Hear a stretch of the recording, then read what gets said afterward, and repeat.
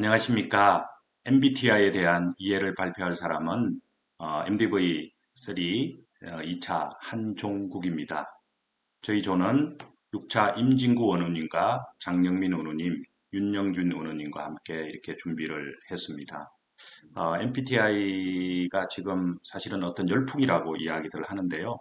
MBTI가 전 사회적으로 모르는 사람이 없을 정도로 그리고 공신력의 문제가 제기되기도 하고 그렇게도 함에도 불구하고 MBTI가 많은 사람들에게 알려져 있고 또 많은 사람들이 시도해보는 그런 심리 측정 도구라고 생각이 들어집니다. 지금은 MBTI 열풍이라고 할 수 있을 정도로 방송에서도 또 신문지상에서도 뉴스에서도 MBTI에 대한 이야기가 많이 나옵니다. 놀면 뭐하나라는 프로그램에서 유재석, 이효리, 가수 비 이렇게 해서 본인들의 MBTI 유형을 한번 이렇게 분석해 보기도 하고 그 유형하고 또 실제적으로 코드가 맞는 유형은 무엇인지 이런 것들을 점검하는 프로그램들이 있었고요. 또 아는 형님에서도 MBTI를 가지고 본인들이 어떤 유형인지 이렇게 살펴보고 또 함께 이렇게 서로 대형 유형은 어떤 건지에 대해서 이렇게 봤던 그런 프로그램들이 있습니다. 방송뿐만 아니라 신문에 나왔던 이야기인데요. MBTI가 전 사회적으로 많이 진화되고 있다 이런 의미인데요.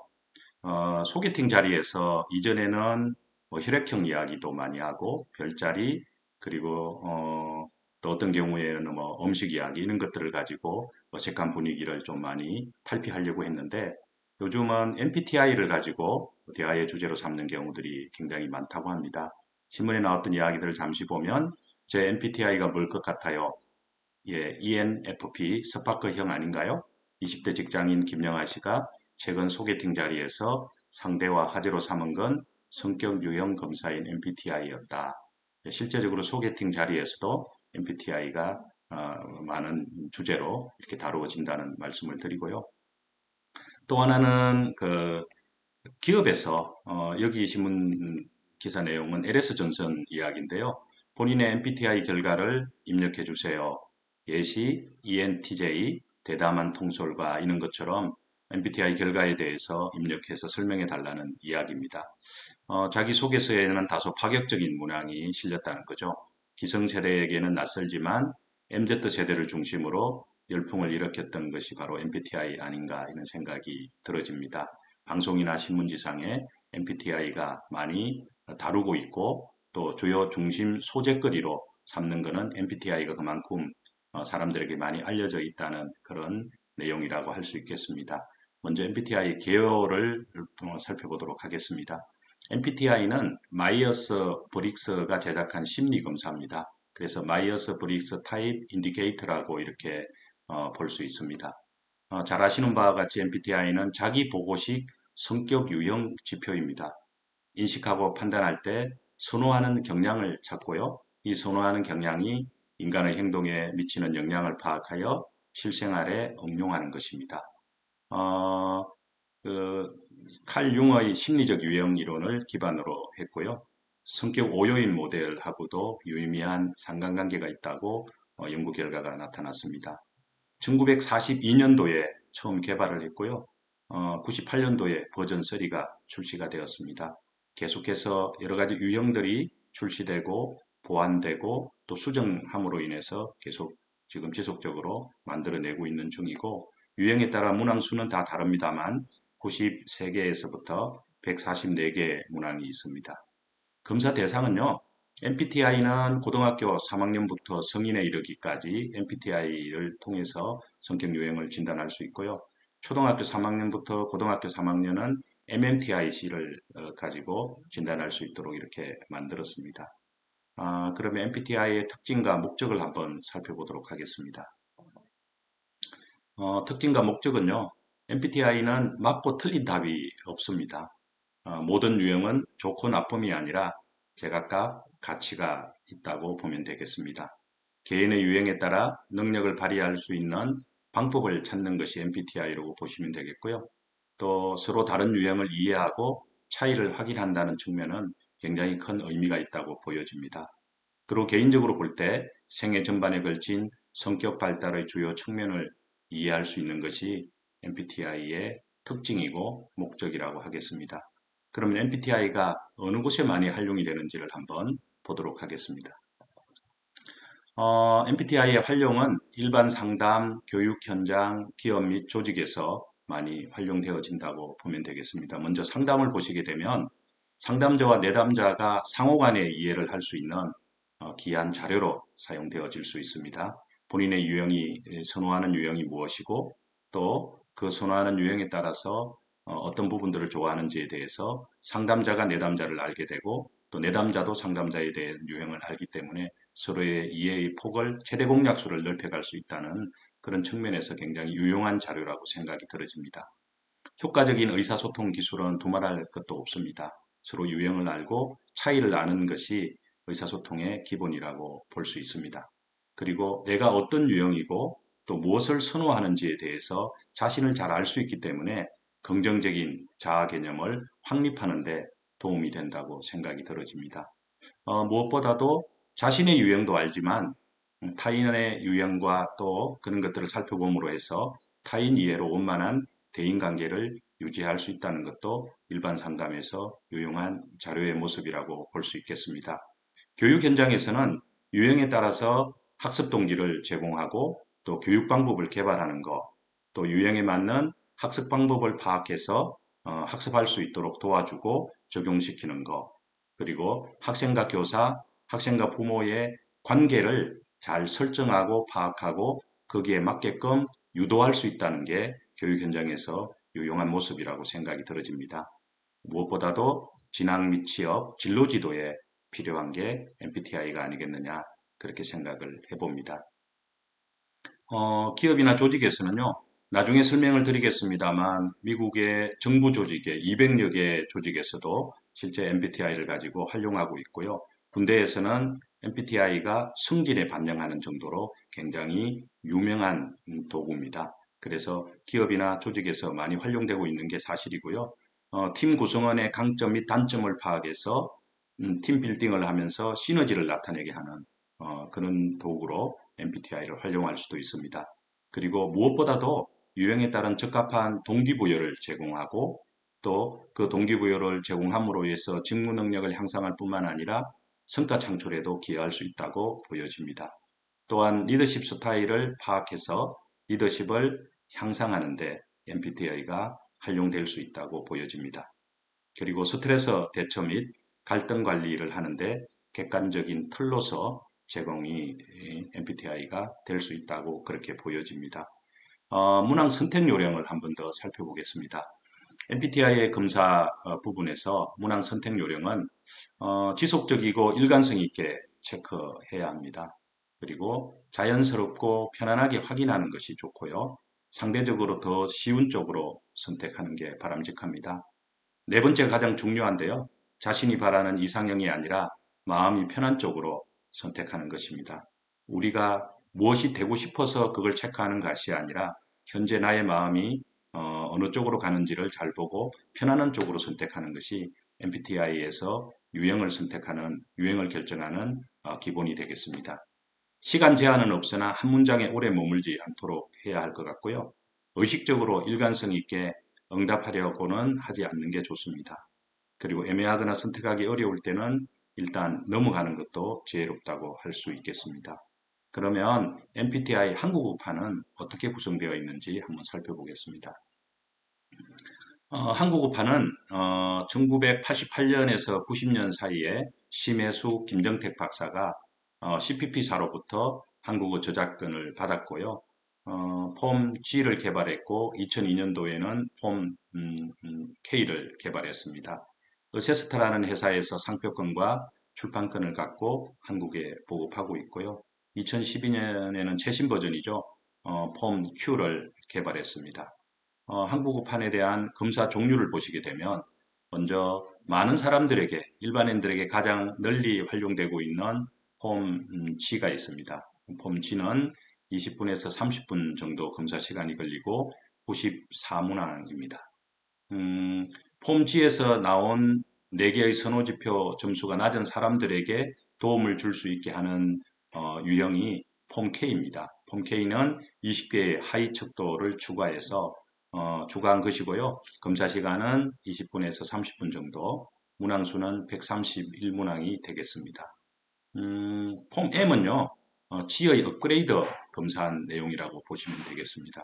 그래서 문항 선발 방법이라든지 채점 방법, 척도의 중간 점수를 결정하는 방법 등을 개선한 건데요. 검사 시간은 15분에서 25분 정도 소요되고요. 문항수는 93문항입니다. 폼 Q는요, K의 업그레이드 검사이고, 검사 시간은 25분에서 35분, 문항수는 144문항이 되겠습니다. 그리고 한국 MBTI 연구소에서는 초등학교 3학년에서 중학교 3학년을 대상으로 표준화 연구를 통해서 개발한 검사, 청소년 성격 유형 검사인 CATI가 있습니다. 이거는 10분에서 20분 정도 소요되고요. 문항수는 51문항입니다. 그럼 사람들이 가장 많이 알려져 있는 폼 G하고 M을 비교를 한번 해보도록 하겠습니다. G는 94문항이었고요. M은 93문항입니다. M은 그동안에 G의 문항 중에서 42개를 문항 개정을 실시를 했습니다. 검사 방법은 G는 오프라인 검사밖에 없었습니다. M은 오프라인 검사하고 온라인 검사 다 같이 이렇게 실시할 수 있도록 되어 있고요. 채점 통계 기법도 G보다 M은 버전을 좀 시켰습니다. 단위 가중치를 한다든지 또 자동 채점이 될 수 있도록 그렇게 만들었고요. G는 그 남녀 관련해서 다른 가중치를 뒀습니다만 M에서는 동일한 가중치를 부과했고요. 검사 도구도 G는 검사지하고 답안지 이렇게 구분되어 있었으나 M은 검사, 답안, 프로파일 등 일체형으로 만들었습니다. 채점 방식도 조금 다르게 했던 거죠. 본격적으로 MBTI가 무엇인지, 선호지표가 어떤 것인지에 대해서 살펴보도록 하겠습니다. MBTI 선호지표인데요. 주요 활동 및 선호지표입니다. 네 가지 주요 활동을 통해서 지표를 이렇게 구분하는 건데요. 먼저 에너지 방향입니다. 우리가 일반적으로 볼 때 에너지 방향은 어느 쪽에서 에너지를 얻을 수 있느냐, 외부 쪽에서 얻을 수 있느냐, 아니면 내부에서 얻을 수 있느냐를 가지고 외부에서 얻는다면 외양 E가 되고요. 그렇지 않고 내부에서 에너지를 얻는다 이러면은 I, 내양이 되겠습니다. 두 번째는 정보를 수집하는데 무엇을 인식하며 정보를 인식하느냐, 인식 기능을 가지고 감각형이냐, 직관형이냐 이렇게 구분할 수 있고요. 또 인식한 정보를 어떻게 판단하고 결정하느냐에 따라서 사고형이냐, T형이냐, 감정 F형이냐라고 이렇게 구분할 수도 있습니다. 세부적인 어떤 기능이나 또 지표에 대한 특성 이런 것들은 구체적으로 설명을 드리도록 하겠습니다. 그리고 이제 마지막으로 네 번째죠. 생활 양식에 가지고 채택하는 생활 양식은 무엇인가 아주 계획적이고 또 실제적으로 그 계획에 따라 행동한다. 그는 판단형 J냐 또 융통성을 가지고 적응성을 높이느냐 이런 측면에서는 인식형 P로 이렇게 구분할 수 있는 거죠. 그래서 주요 활동 및 선호 지표는 에너지 활동, 인식 기능, 판단 기능, 생활 기능 이 네 가지 활동을 가지고 8개 지표로 구분할 수 있습니다. 먼저 구체적으로 들어갈 때 에너지 방향부터 살펴보도록 하겠습니다. 에너지 방향입니다. 조금 전에 말씀드렸습니다만 에너지를 집중하는 것은 어디인가요? 나의 에너지가 어느 쪽에서 많이 이렇게 생성되고 또 그 에너지를 이렇게 강화시킬 수 있느냐 이런 측면에서 보는 거죠. 그리고 두 번째 무엇이 나를 활력 있게 만드는가? 그래서 외부 활동을 할 때 에너지가 많이 나타나고 또 주의가 집중된다 그러면 외향이죠. 그리고 혼자서 조용히 내부의 일을 하거나 내부에 집중할 때 에너지가 많이 나온다. 이런 경우는 내향이라고 볼 수 있습니다. 잘 아시는 바와 같이 외향의 경우에는 폭넓은 대인관계나 사교적이라면 내향의 경우에는 조용하고 신중한 대인관계라고 보시면 될 것 같고요. 외향은 경험한 다음에 이해하고 내향은 거꾸로 이해한 다음에 행동하고 경험하는 그런 측면이 강하다고 볼 수 있겠습니다. 조금 외향, 내향을 좀 구체적으로 구분할 수 있는 방법 중에 하나가 사무실 문을 열어두거나 전화하는 것을 즐기면서 동시에 여러 가지 일을 수행한다. 이제 말하는 것을 되게 좋아한다. 이러면은 외향적인 요소가 있다고 볼 수 있겠고요. 평소에 사무실 문을 닫아두거나 글 쓰는 것, 말하는 것보다 글 쓰는 것을 즐기고 혼자 있어야 에너지가 생긴다. 그러면 내향이라고 보시면 되겠습니다. 여러분들도 본인을 판단할 때 외향이냐 내향이냐 이 두 가지 유형을 판단하는 기준이 외부의 주의 집중이냐 내부의 주의 집중이냐 이것을 보고 본인이 한번 판단해 보는 것도 좋은 방법이라고 생각이 들어집니다. 두 번째는 정보의 인식 기능입니다. 관심 있는 곳이 어디인가요? 현재에 초점을 두고 있나? 아니면 미래 가능성에 초점을 두고 있는지, 또 무엇을 좋아하는지, 전통적인 것을 좋아하는지, 새로운 것을 좋아하는지에 따라서 감각형 아니면 직관형으로 이렇게 구분할 수 있는 거죠. 오감에 의존한다. 이러면 감각형입니다. 영감 또는 육감에 의존한다. 이러면 직관형이 될 수 있는 거죠. 그리고 현재에 초점을 맞추고 실제 경험을 중시한다. 이렇게 보면 감각형이라고 볼 수 있습니다. 그리고 정보를 받아들이는 인식하는 차원에서 나는 좀 미래지향적이고 신속하고 비약적인 일 처리하는데 나는 그쪽에 좀 더 관심이 있고 그쪽으로 나의 방향이 그쪽에 가 있다. 그러면 직관형이라고 볼 수 있는 거죠. 그리고 감각형은 정확하고 철저한 일 처리를 한다거나 현실 안주나 보수적 경향이 있는 반면에 직관형은 새로운 것을 추구하거나 진보적 경향이 있다라고 보시면은 정보의 인식 기능을 이 두 가지 유형, 감각형과 직관형으로 구분할 수 있다는 거죠. 세 번째는 판단 기능입니다. 정보의 판단의 근거는 무엇인가? 공평하게 판단하는 것이 더 중요한가? 아니면 주위의 환경이나 정상 참작의 여지가 있느냐? 여기에 따라서 판단의 근거가 무엇인가에 따라 가지고 사고형인지 감정형인지 구분할 수 있는 거죠. 쉬운 예로 나는 냉정한 편인가 아니면 다정한 편인가를 구분할 수도 있습니다.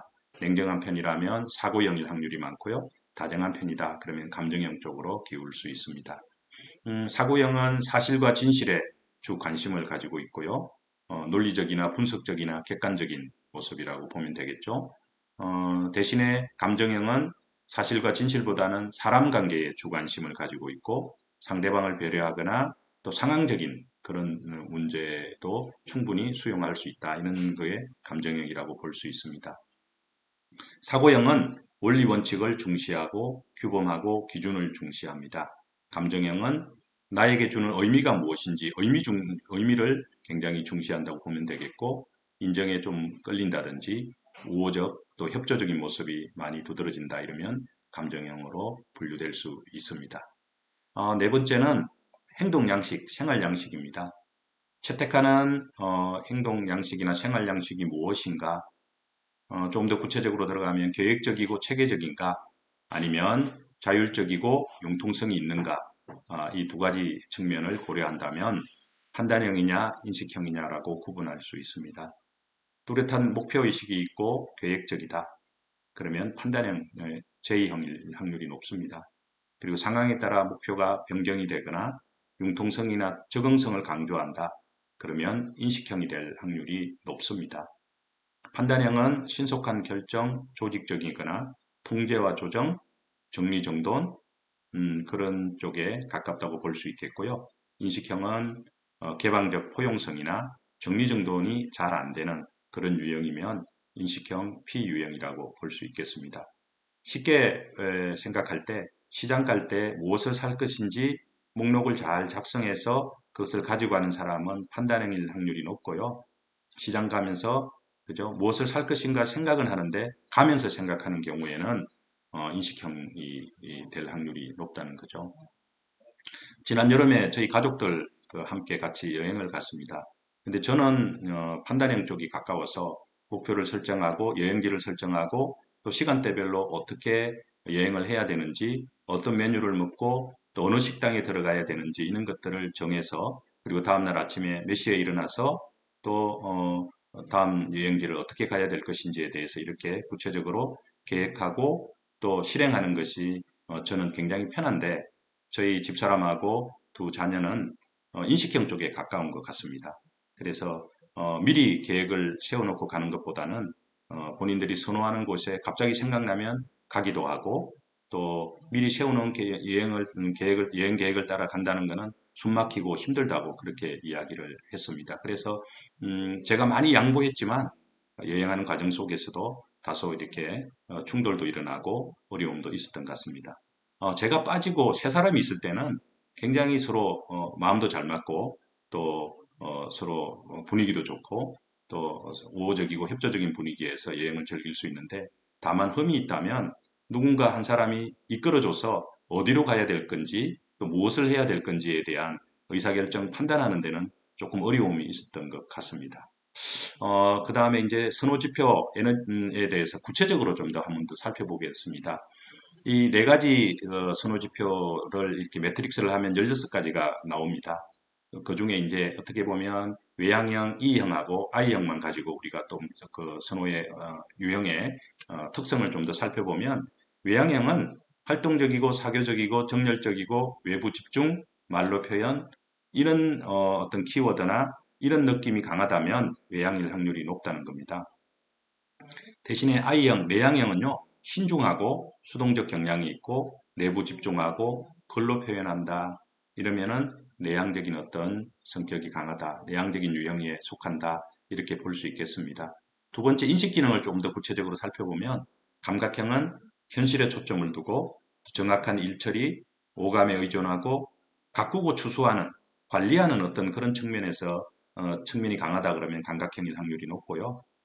미래지향적이거나 아이디어를 많이 가지고 있거나 영감에 의존하거나 또는 씨를 잘 뿌리는 그런 일들은 직관형이라고 볼 수 있습니다. 세 번째, 정보의 판단 기능을 중심으로 한번 살펴볼 때 사고형은 논리적, 분석적, 객관적, 원리 원칙 그래서 리더들한테 좀 유용한 유형이 아니겠느냐 이렇게 생각이 들어지고요. 감정형은 협력적이고 사교적이고 관계를 중시하고 이 감정형은 특별히 마음의 상처를 잘 받는 그런 유형이라고 보시면 되겠습니다. 본인이 마음의 상처를 잘 받는다. 그러면 감정형 쪽에 가깝다고 볼 수 있습니다. 그리고 네 번째 생활 양식입니다. 판단형은 정기정돈, 계획적, 융통성 없음, 통제와 조정 이쪽 부분이 강하고요. 인식형은 마무리가 잘 안 되거나 개방성이 있거나 자율적 융통성이 있다 이러면 인식형이 되겠습니다.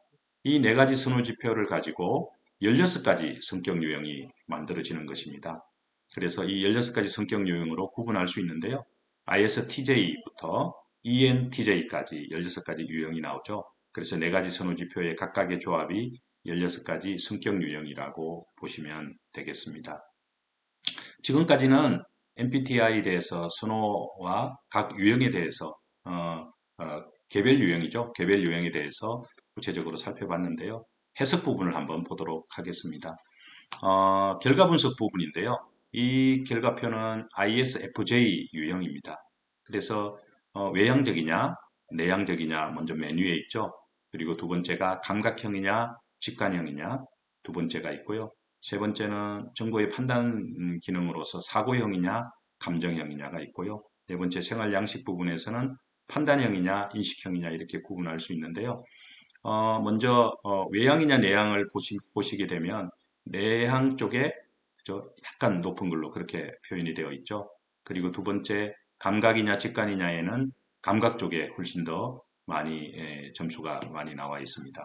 그리고 세 번째 사고형이냐 감정형은 그죠? 보시는 바와 같이 감정형 쪽에 많이 이렇게 기울어져 있죠. 판단형 쪽으로 많이 기울어져 있고요. 그래서 선호지표 밑에 보시게 되면 I형은 지수가 1이에요. 그래서 외향이냐 내향이냐 구분할 수 없는 애매한 상황이기는 합니다만 그럼에도 불구하고 내향이 조금 높다. 그래서 내향 부분이 선호지수의 어떤 강도는 약간이라고 표현하시면 이해하시면 될 것 같고요. 감각형이냐 직관형이냐에 대해서는 S쪽이 무려 지수가 17 나왔죠. 그리고 사고형이냐 감정형이냐에서 감정형 F 쪽이 17이 나왔고요. 인식형이냐 판단형이냐에 대해서는 J 쪽이 20이 나왔습니다. 그래서 내향은 약간 지수가 약간이라고 이해하시면 될 것 같고 감각은 분명하다. 그죠? 17 이렇게 17점이 나온 거죠. 감정형도 17이 나왔고요. 판단은 20이 나왔습니다. 그래서 약간 내향적이고 그렇지만 감각형, 감정형, 판단형 쪽의 점수가 높다. 이렇게 보시면 되겠습니다. 이렇게 네 가지 선호 지수를 가지고 어떤 유형에 속하느냐. 그래서 ISFJ다라고 이렇게 판단할 수도 있습니다만 이 MBTI 중에서 심리 기능을 찾아볼 수 있는 심리 기능의 위계도도 한번 우리가 이해할 수 있습니다. 우리가 일반적으로 볼 때는 정보를 받아들일 때는 감각 또는 직관 기능을 사용하고 또 정보를 조직하여 의사결정하거나 결론을 내릴 때는 사고형, 감정, 사고 또는 감정을 기능을 사용하는데요. 감각, 직관, 사고, 감정 이 두 개의 선호상은 일상생활에서 어떤 심리적 기능을 선호하는지 분석이 가능하다는 거죠. 그래서 크게 보면 심리 기능의 위계에서 우리 인간의 주기능이 있고 부기능이 있고 3차 기능이 있고 열등 기능이 있습니다. 그래서 주기능은 의식적으로 선호하는 기능, 가장 활발하게 사용되는 기능, 어찌 보면 성격의 핵심이라고도 볼 수 있습니다. 부기능은 주기능과의 균형적 상보적 역할을 한다고 보시면 되겠고 3차 기능은 의식과 무의식의 사다리, 또 부기능의 반대 기능입니다. 그리고 열등 기능은 아직 덜 발달된 기능인데요. 이거는 주기능하고 반대 기능이라고 보시면 되겠습니다. 심리 기능에 대해서 조금 구체적인 예를 한번 보겠습니다. ISFJ 유형이기는 합니다만 감각이 제일 높죠. 그래서 감각하고 직관 이 두 개가 어떻게 보면은 정보를 인식하는 기능이잖아요.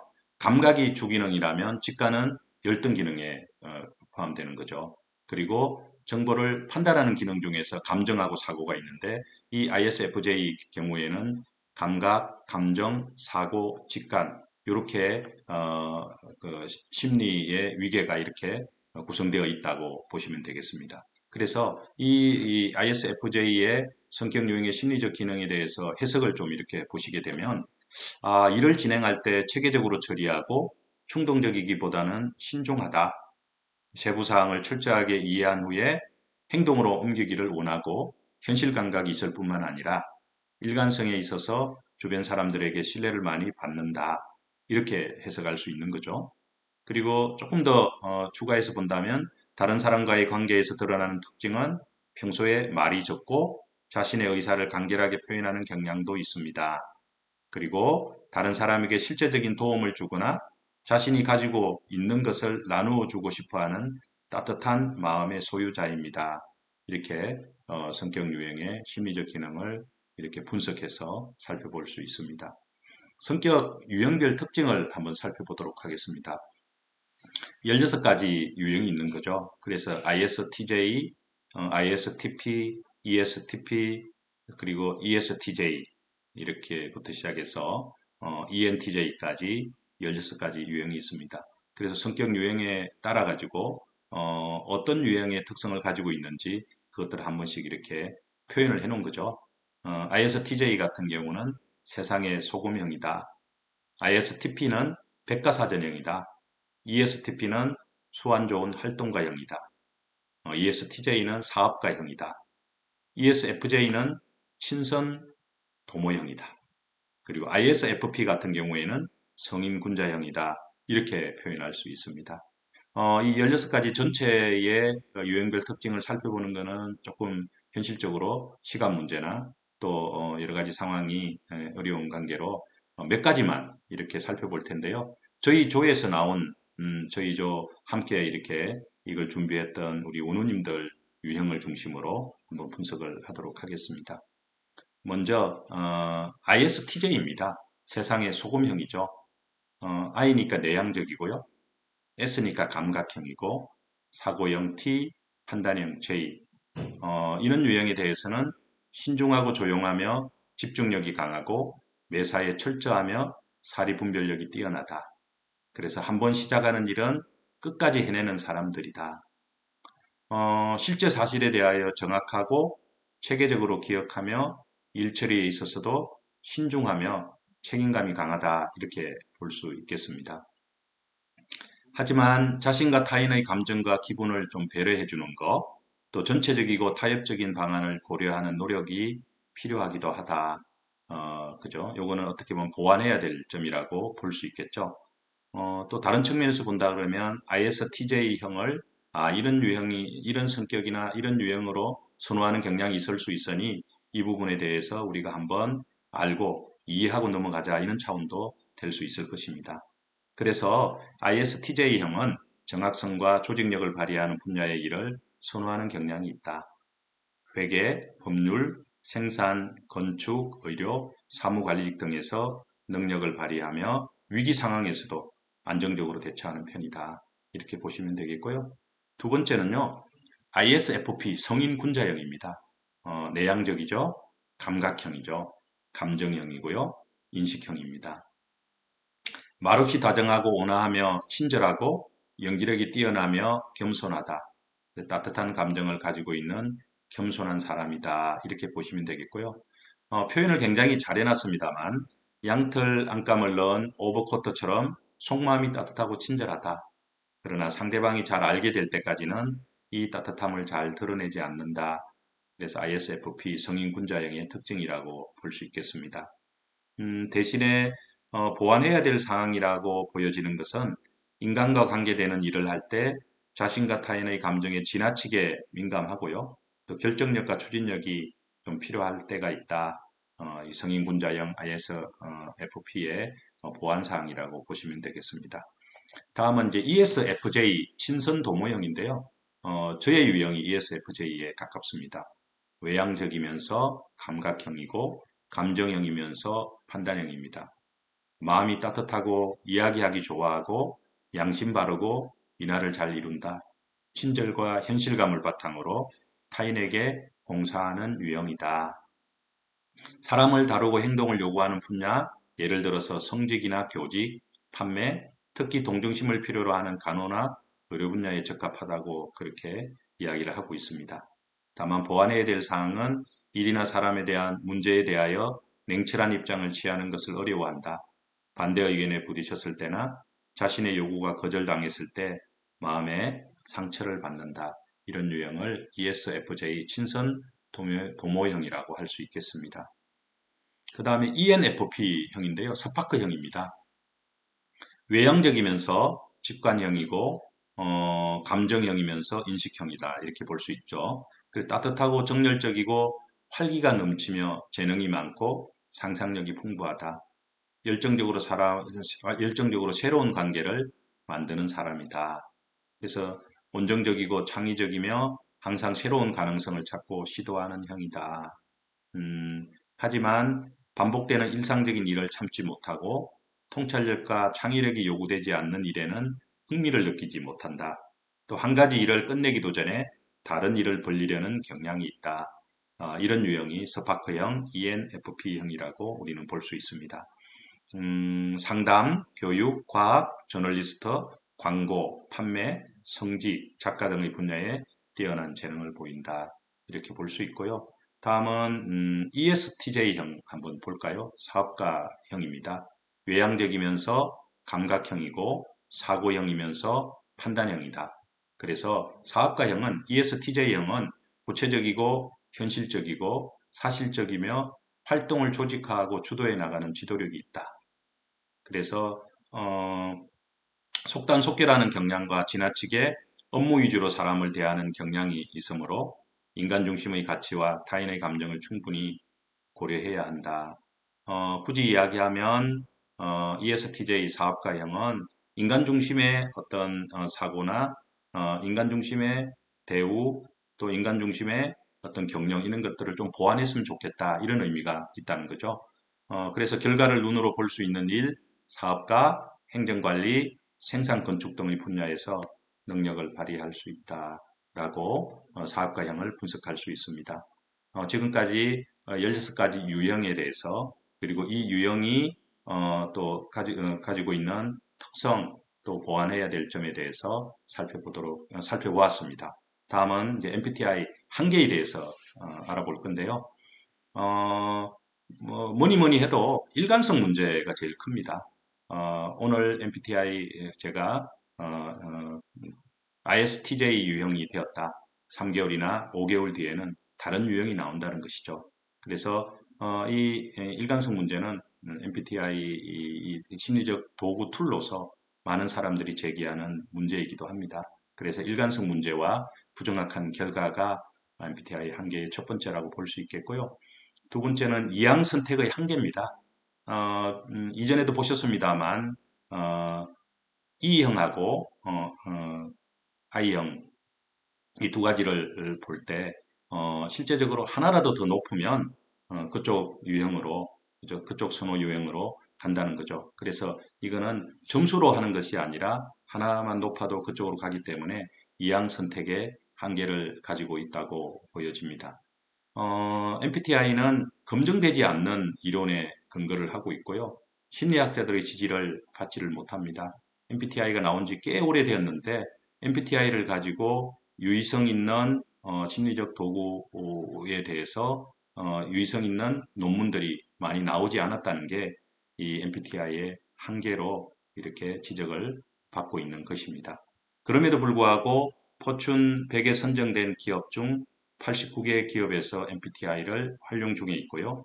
미국 국무부와 CIA 등 200개의 정부기관도 MBTI 검사를 실시하고 있고 군에서는 승진에 참고하고 있을 정도로 MBTI를 소중하게 여기고 있습니다. 연간 200만 명이 검사를 받고 있고 운영사인 CPP사는 검사 수익으로만 연간 2천만 달러, 하나로 200억 이상 벌어들이고 있다고 합니다. 예, MBTI의 굉장한 위력이죠. 지금까지 MBTI에 대해서 구체적으로 살펴봤습니다. 끝까지 경청해 주셔서 감사합니다. 고맙습니다.